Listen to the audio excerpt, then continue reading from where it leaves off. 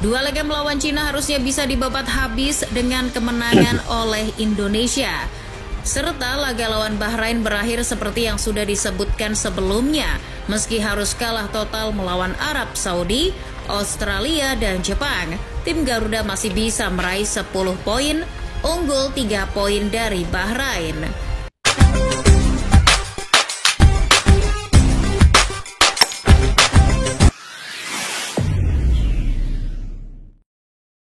Assalamualaikum dan salam persaudaraan, salam sepak bola. Selamat bertemu kembali guys di channel Askalani Studio ya.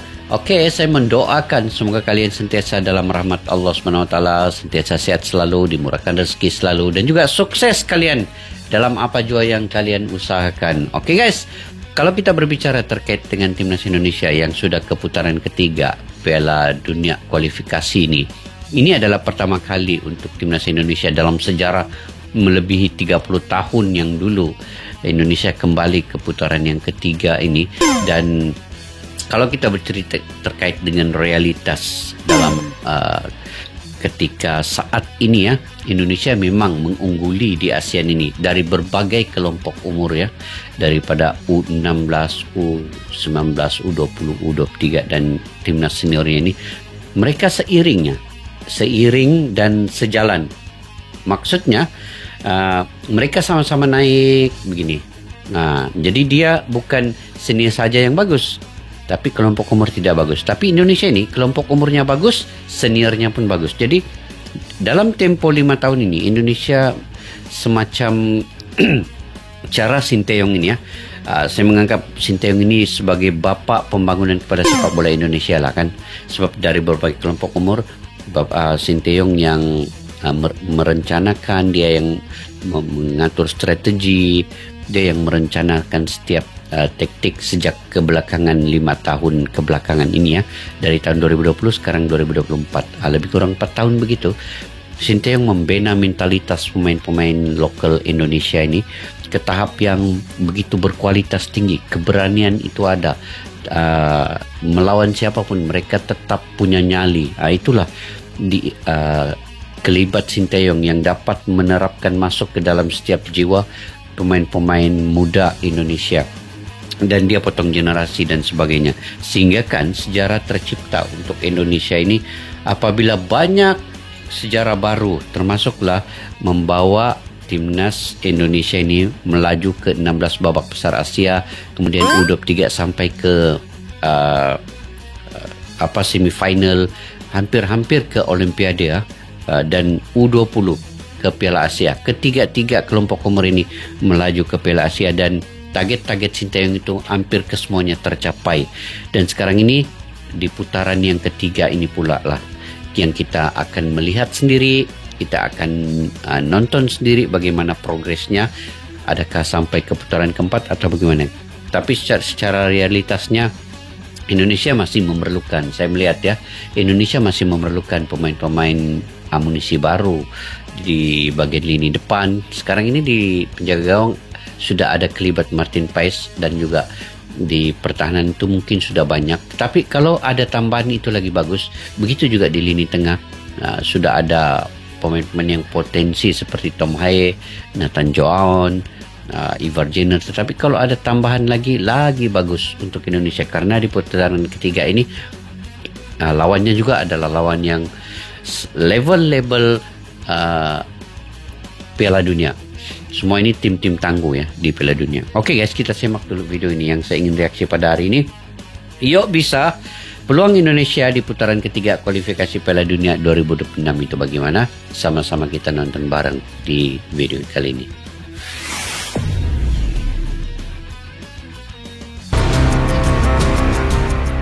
Asa Indonesia untuk mentas di ajang sepak bola tertinggi sejagat raya masih menyala. Timnas Indonesia yang berhasil lolos dari ronde kedua kualifikasi Piala Dunia 2026 setelah menjadi runner-up berhak untuk mewujudkan mimpinya di ronde ketiga.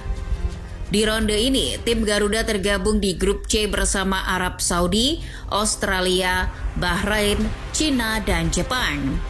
Peluang untuk lolos dari grup ini tentu masih ada. Tak perlu menang di semua laga, cukup menang di beberapa laga krusial saja. tim Garuda masih bisa melangkah setapak demi setapak menuju Piala Dunia. Lantas, seperti apa peluang Indonesia di grup C ini? Sebelum masuk ke pembahasan, kalian bisa terlebih dahulu menekan tombol subscribe dan nyalakan lonceng notifikasinya agar tidak ketinggalan video-video terbaru dari Starting 11. Berbeda dengan edisi sebelumnya, ronde ketiga kualifikasi Piala Dunia kali ini memiliki aturan yang sedikit berbeda. Jika dulu hanya peringkat ketiga saja yang berhak maju ke ronde keempat, pada edisi kali ini peringkat keempat juga kebagian jatah.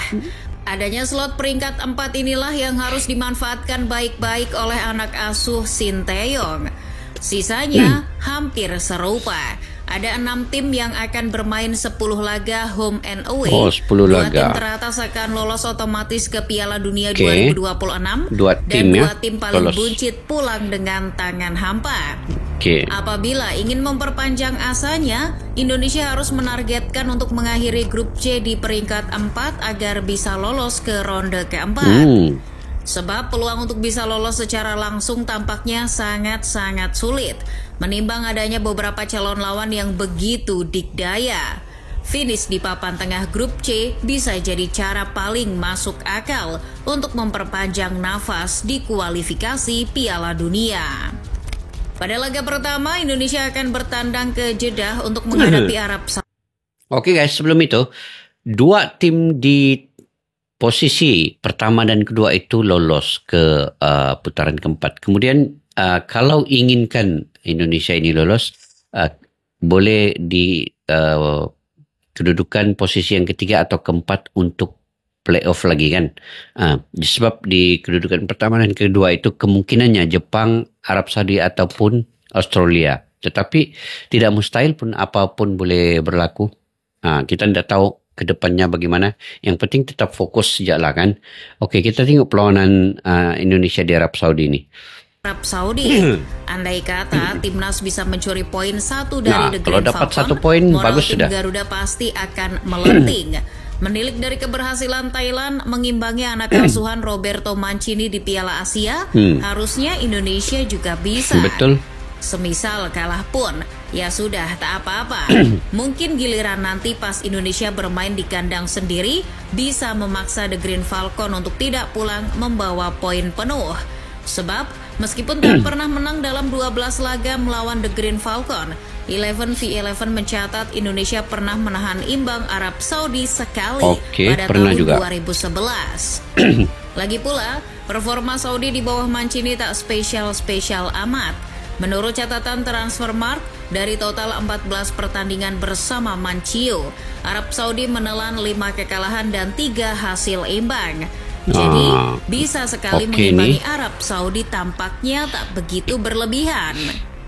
Betul, kemudian ada setelah peluang. bertemu Arab Saudi, Indonesia langsung akan menjamu Australia di kandang. Socceroos adalah lawan yang sangat berbahaya bagi Indonesia. Apabila menengok kiprahnya di ronde sebelumnya, Australia tampil sangat apik. Anak asuh Graham Arnold tersebut menyapu bersih 6 laga dengan kemenangan dan mencatatkan 22 gol dan tak sekalipun terbobol. Gila Australia ini. Sungguh performa yang sangat impresif. Ini mantap tanpa kebobolan. Dari bocornya pertahanan tim Garuda di ronde sebelumnya, tidak kalah dari Socceroos saja susah, baik kandang apalagi tandang. Terlebih pada pertemuan terakhir Januari 2024 lalu, Australia melumat Indonesia dengan skor yang sangat tegas, 4-0. Kemudian ada Bahrain. Ini harusnya merupakan saingan berat Indonesia untuk memperebutkan posisi keempat. Performa Bahrain di babak sebelumnya juga cukup terbantu karena mereka satu grup dengan negara yang tak begitu kuat, yakni Yaman dan Nepal.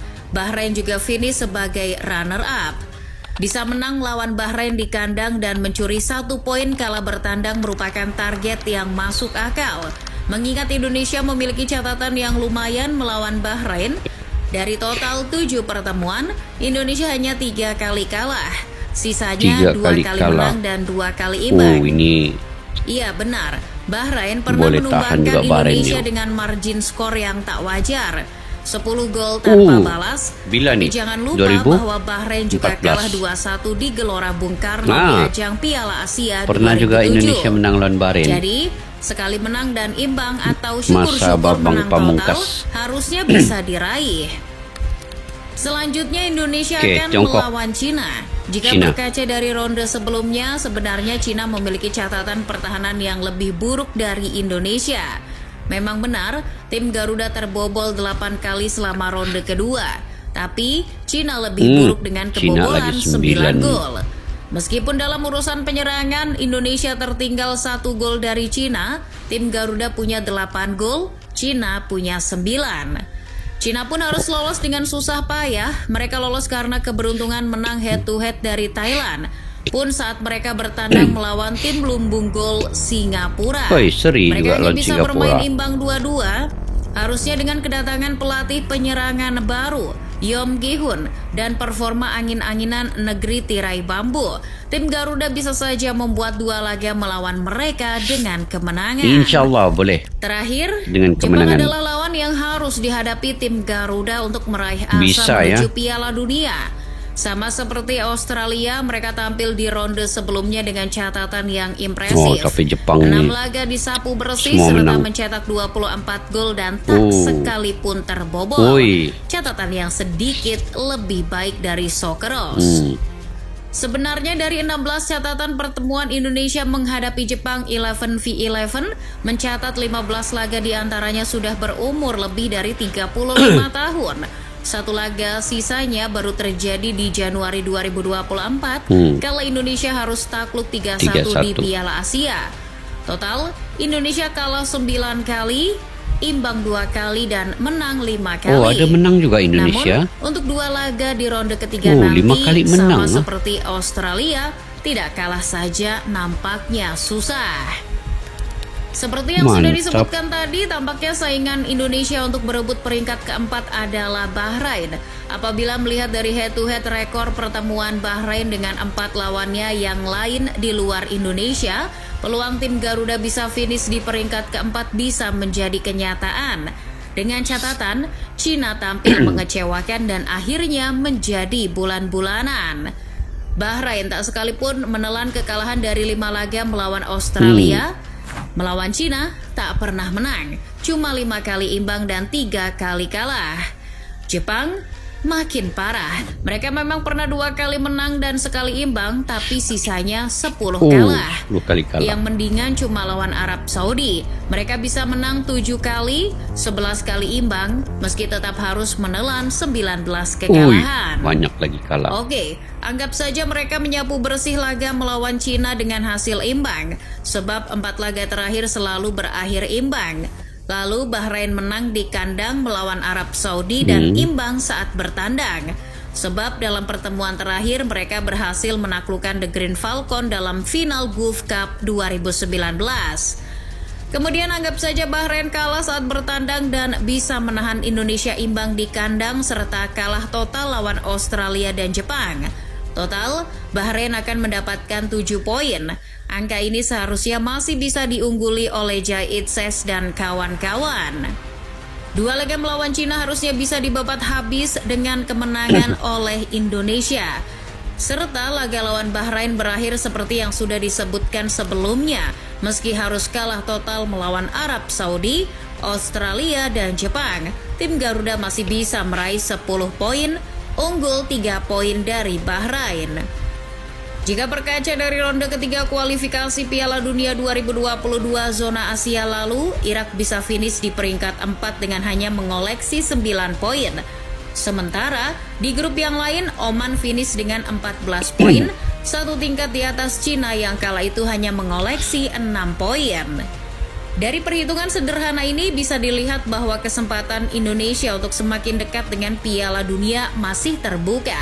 Tinggal bagaimana nanti hasil racikan Sinteyong bisa tampil apik dan bisa memberi perlawanan demi satu asa Indonesia tampil di Piala Dunia. Come on Garuda. Come on Garuda, come on.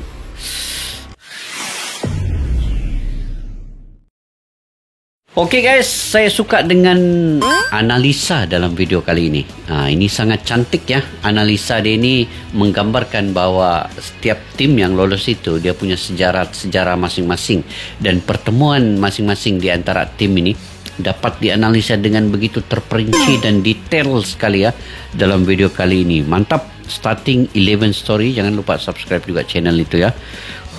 Kalau kalian ingin melihat video-videonya, boleh terus ke channel Starting 11 Story juga.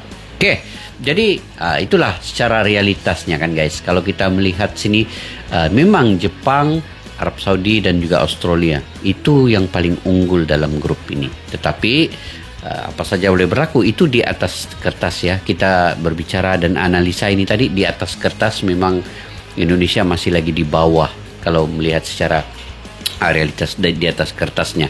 Tetapi performan di masa kejadian, di saat kejadian, di masa perlawanan itu nanti, di saat perlawanan itu sudah berlaku, barulah kita melihat bagaimana racikan Sinteyong ini, pemain ini benar-benar menampilkan apa yang diinginkan taktikal oleh Sinteyong. Dan saya melihat juga di sini perlu memang ada tambahan untuk penyerang dan juga mungkin di bagian tengah dan pertahanan lagi, amunisi baru untuk pemain ini. Kalau striker ini, ambillah 2 striker lagi yang benar-benar berkualitas, macam Oli Romini kah ataupun Mauro Gestra kah, karena Yom Ki Hun sekarang ini hanya menantikan siapa-siapa striker Indonesia, dia akan melatih dengan sebaik mungkin. Karena asisten Sinteyong ini punya pengalaman melatih striker-striker di klub-klubnya yang terdahulu, dan memang kita nampak hasilnya itu. Sekiranya ada pelatih dikhususkan, dikhaskan untuk pemain striker ini, pasti akan ada perubahan yang berlaku.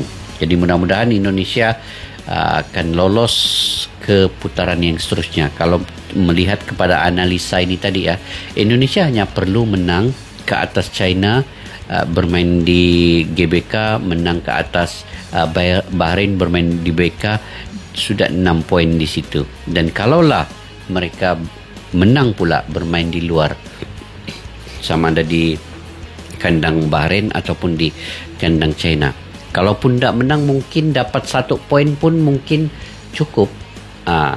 Kalau tadi melihat kepada analisa itu, Indonesia akan menjadi 10 poin. Contohlah dia menang 2 kali ke atas China, menang sekali ke atas Bahrain, sudah 9 poin.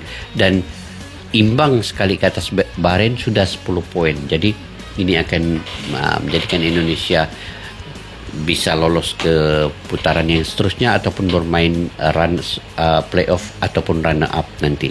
Jadi kita doakan yang terbaik untuk Indonesia. Mungkin kalau ikut atas kertas ini, Indonesia bisa juga lolos ke putaran yang keempat nanti.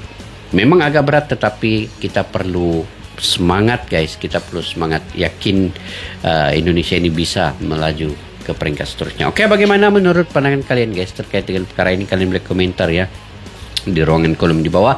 Kepada yang baru mampir ke channel ini, jangan lupa subscribe, like, share dan komen juga. Dan kepada yang sudah subscribe, yang selalu berkomentar dan like, terus like, komentar terus yang positif ya, untuk kita berbagi info daripada kalian juga.